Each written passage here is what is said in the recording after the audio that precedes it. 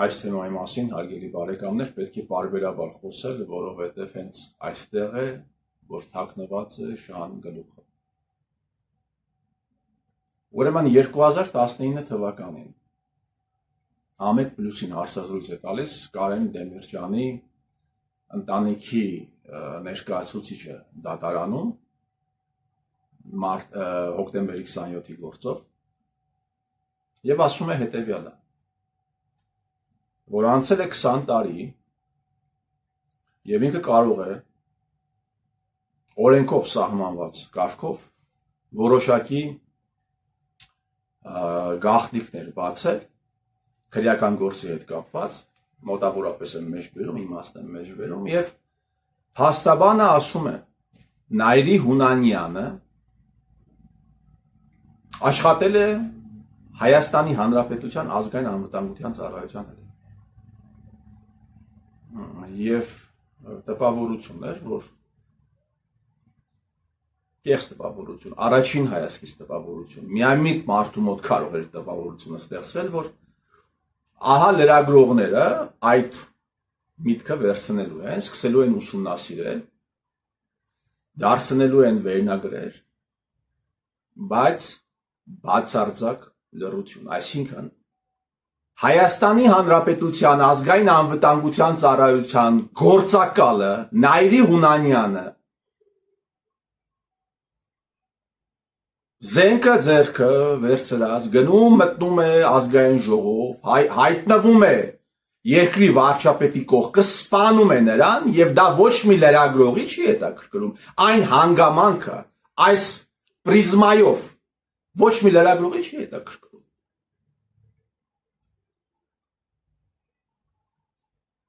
Ոչ մի հարցադրումներ, բացարձակապես։ Ազգային ժողովում ոչ մի ելույթներ, այդ թվում ընդդիմադիր խմբակցությունների կողմից ոչ մի ելույթներ։ Իմիջիայլոց սա կարող են շարքել եւ իշխանականներ եւ ընդդիմադիրները։ Սպասումը կարող էր առաջանալ միամիտ մարդու ընդամենը մոտ։ Բացարձակ լռություն։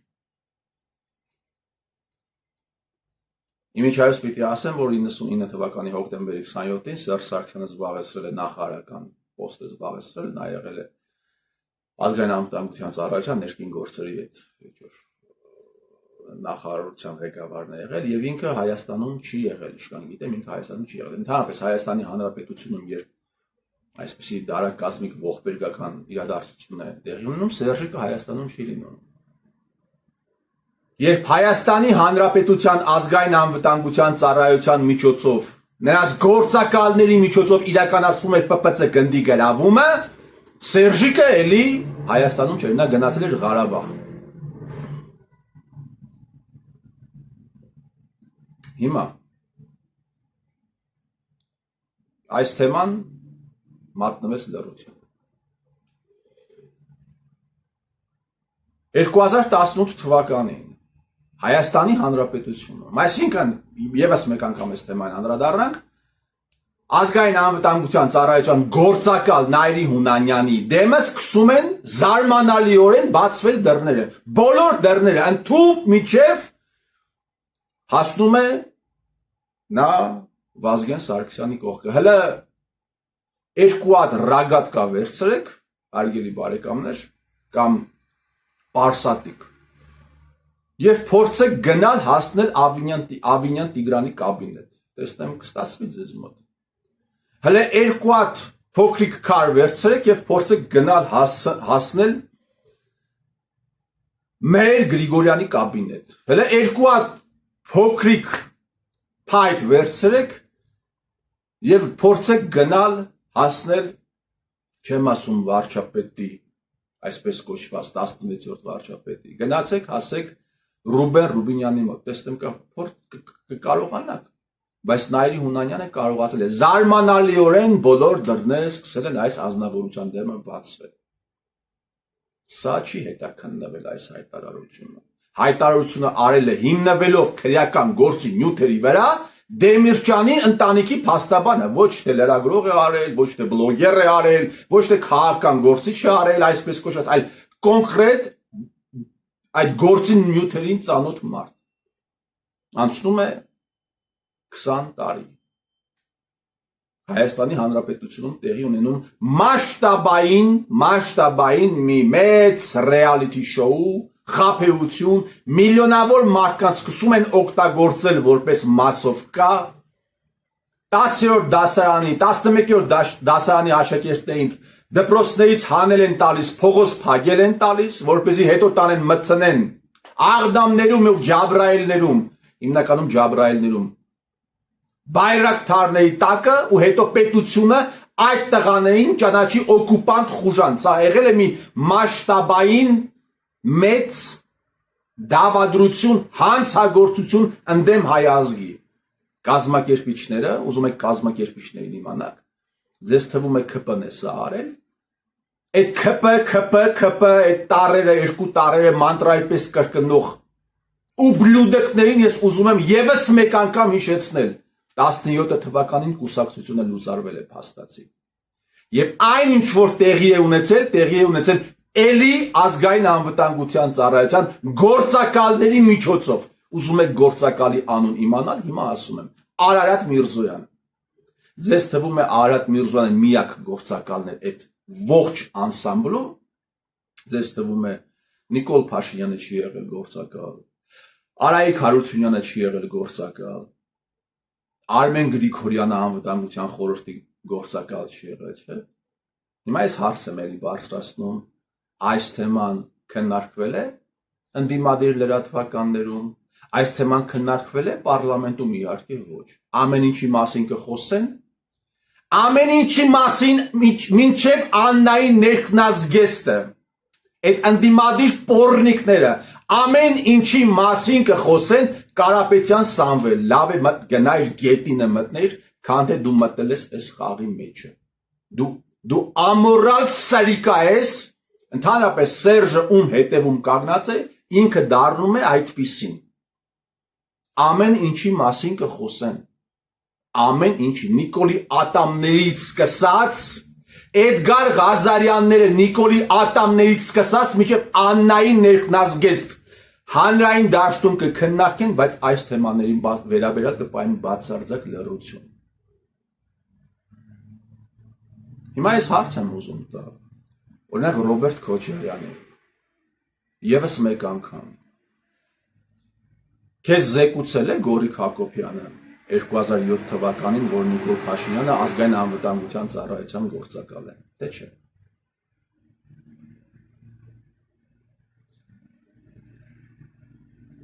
Երբ որ Ռիփսիմե Ջեբեջյանը հարցնում է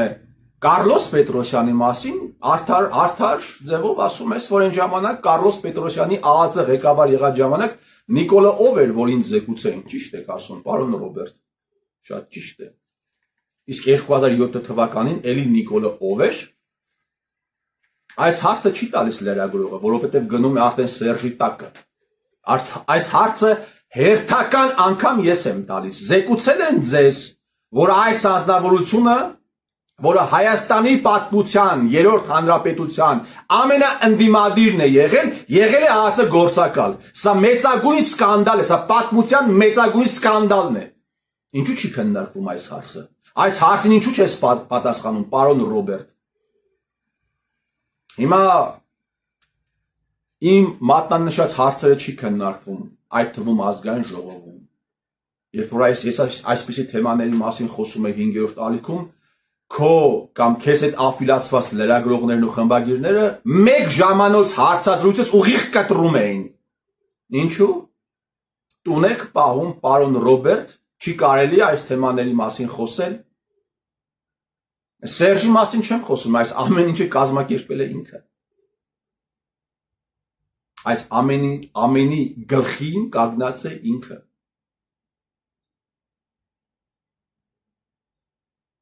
Պարոն Ռոբերտ, եթե դեպուտատը կուսակցական է եւ դեպուտատը ազգային անվտանգության ծառայության գործակալ է, հիմա ինքը ում է ենթարկվում իրականում։ Կուսակցությանը թե ազգային անվտանգության ծառայությանը։ Քո ցուցակում քանի ԱԱԾ գործակալ կլինի։ Հիմա դիցուկ, եթե Իշխան Սաղաթելյանը ազգային անվտանգության ծառայության գործակալ է, ինքը ում է ենթարկվում։ Ֆրակցիային թե ազգային անվտանգության ծառայությանը։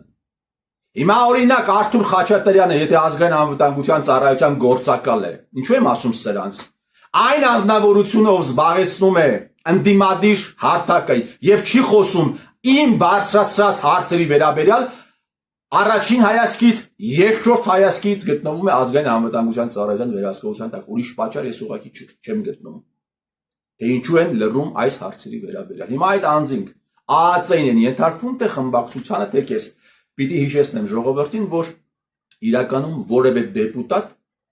ոչ ԱԱԾ-ին պիտի ենթարկվի, որևէ դեպուտատ նույնիսկ իր կուսակցական բարձրագույն այդ մարմնի ղեկավար մարմնի որոշումներին պիտի չենթարկվի, ինքը պիտի գործի միայն ու միայն իր խղճի եւ համոզմունքների շրջանակներում, սա սահմանադրական նորմ է, բայց հələ խիղճ համոզմունք դնենք, սրանք ոչ խիղճ ունեն, ոչ համոզմունք ունեն։ Հիմա այս անձինք իրականում ում են ենթարկում։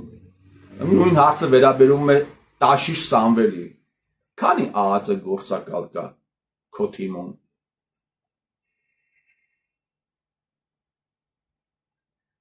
Քո թիմը կաշկանդված չէ քեզանով։ Ազատ մարդկանց ես հավաքի դարձրել դեպուտատ Սամվել Կարապետյան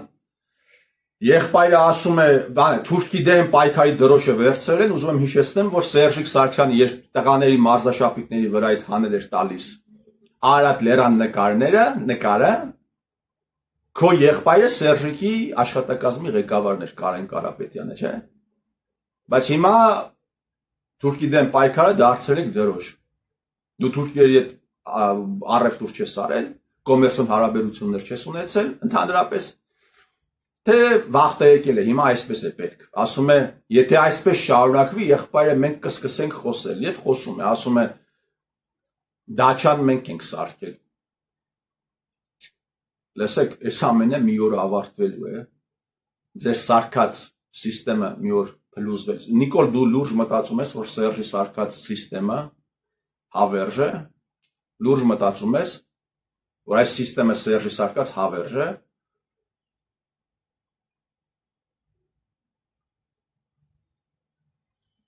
Խոսում եմ հանցագործությունների մասին,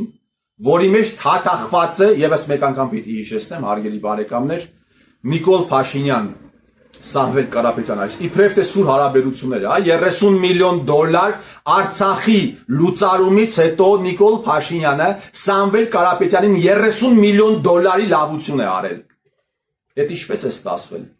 Այդ ինչու Փաշինյան Նիկոլ ինձ չարեցիր 30 միլիոն դոլարի լավություն, բայց արեցիր Սամվել Կարապետյանին։ Ազգի բարերար դրա համար, ասում ես եկեղեցու համար եմ պայքարում, եկեղեցու համար պայքարող։ Դու տեղյակ ես, որ եկեղեցու ավանդույթները խախտում են 1000 ամյա մեկ այլ օլիգարխ։ Տեղյակ ես։ Որ տեղյակ ես, ինչու ձեն չես անում։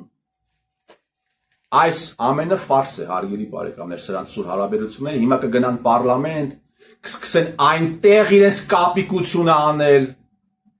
հանձնաժողովների նախագահներ պիտի ընտրեն, փոխնախագահներ պիտի ընտրեն, ազգային ժողովի փոխնախագահ պիտի ընտրեն, ես օրինակ չեմ պահանջում, բայց ես շատ կցանկանայի, որ ազգային ժողովի փոխնախագահ լիներ Ղազարյան Էդգարը։ Սազում է, էլի Ռուբեն Ռուբենյան, Վագն Ալեքսանյան ու մոր հասեին, ինչ ասես չէ, հաչում Էդգար Ղազարյանը, եւ Էդգար Ղազարյան կսազի հայոց պարլամենտին, հայոց ցիրկին կսազի։ Փաշինյան Նիկոլ, բա պայքարում ես իբրև թե Կարապետյան Սամվելի դեմ, այդ քո լրատվամիջոցները կոմբայնի վերաբերյալ խայտարակությանը ինչու չանդրադարձան Փաշինյան Նիկոլ։ Կարապետյան Սամվել պայքարում ես իբրև թե Փաշինյան Նիկոլի դեմ, տասնյակ կոնկրետ հանցագործությունների մասին եմ խոսել, որում թաթախված է Փաշինյան Նիկոլը, բա այդ քո լրատվականները ինչու չանդրադարձան այդ ամենի վերաբերյալ։ Նիկոլ Փաշինյանը եկավ մասնակցեց բանավեճին, զարմիկն էլ դեմը վեր էր ընկած, բա ինչու չխոսեց օրինակ նրա մասին, որ Հայաստանի արևմտյան հատվածում հարյուրավոր հեկտարներ անցել են թուրքերին։ Սրանց կառավարման օրոք Սերժի եւ Նիկոլ Փաշինյանի, բա ինչու չխոսեցիր Կարապետյան Սամվել, չէր կարելի։ Սերժը կջղայնանար, բա ինչ էր կարելի։ 60-ս մարդես այս սպիտակած մազերը թողել էլ կապիկություն անելը կարելի է, այն էլ այս ողբերգության պայմաններում, երբ հոսել են հազարավոր տեղեքի արյուն, հիմա կարելի է դա անել։ Մարդկանց արյունը շահարկելը կարելի է, որ միտինգներ եք անում, դուրս են գալիս բաները, խոսողները,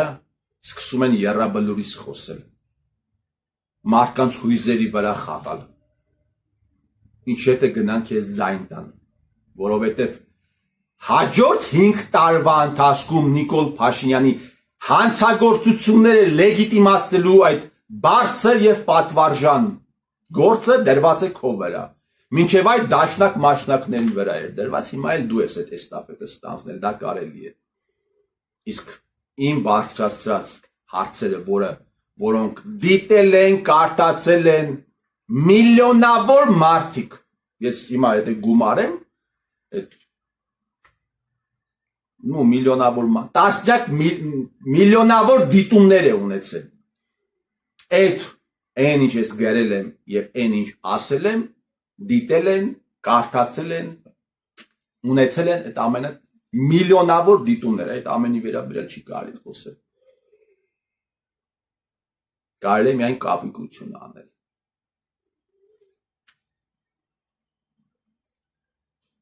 Այս ամենը կավարտվի, ես վստահ եմ։ Դա Աստված ես տեսնեմ ավարտը։ Դա Աստված տեսնեմ, թե ինչպես է ներքին գործերի նախարարը մտնելու պետական կամ հանրային հեռուստաընկերություն եւ պատրելու ի պաշտոն է ձեր կեղտոտ դեմքերը, ձեր կեղտոտ ամորալ դեմքերը եւ դրանից անմիջապես հետո կսկսվի կոնկրետ գործողություններ։ Սերժի, քո սարկած համակարգը փլուզվելու է։ Այս ամենի հիմքում դաշնակ, մաշնակ, այս ամենի հիմքում փողն է, այդ փողը մի օր ավարտվելու է։ Փողը մի օր ավարտվելու է։ Եվ հենց փողը ավարտվեց, հետը դու ես ավարտվելու, որովհետև դու մարդկանց շահագրգռում ես միայն ու միայն փողով։ Փող մյուս կողմից կոմպրոմատները, որը կա քո ձեռքում։ Ուրիշ շահագրգռելու գործիք դու չունես։ Փող եւ կոմպրոմատ։ Փողը ավարտվելու է, կոմպրոմատները չգիտեմ, բայց փողը մի օր ավարտվելու է։ Վստահաբար կարող եմ ասել, վստահաբար, մի օր հայը ազատվելու է ձեզանից, ձեր դավադիր պառոդից, ես ձեր տիրոջ մերը